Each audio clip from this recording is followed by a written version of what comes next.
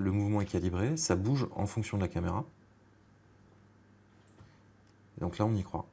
Voici en exclusivité les images du décor de la soirée électorale.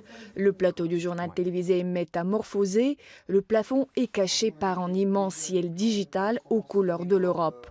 Un décor numérique incrusté dans le décor réel, et cela pendant plusieurs heures en direct.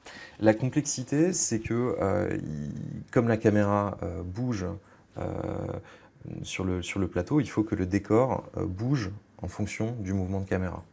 Ça, c'est la réelle difficulté. C'est des choses qui ne se font pas beaucoup en télé en ce moment aujourd'hui, quoi. Un environnement en réalité augmentée, une technologie ultra moderne issue de l'univers des jeux vidéo. Toute la création de ces décors virtuels est faite à Nancy, dans les locaux de France 3 Lorraine. Depuis 3 mois, 3 graphistes travaillent sur la soirée des élections européennes. C'est assez fastidieux. Là, pour un petit décor comme ça peut être une semaine de travail. Pour avoir la bonne géométrie, les éléments bien placés, les bons matériaux, les bonnes textures, voilà. En 2017, les graphistes nanciens nous avaient amené visiter le cabinet présidentiel lors des élections.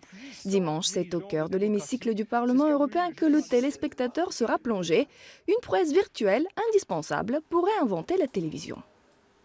Cet apport du graphisme, de la conception graphique, c'est devenu vraiment un passage obligé. Ça nous permet vraiment d'expliquer des choses comme on ne pouvait pas le faire précédemment, que ça soit en direct le jour de la soirée électorale ou en amont dans certains reportages dans lesquels on va amener des éléments graphiques de la réalité augmentée qui va vraiment nous permettre d'être le plus complet possible.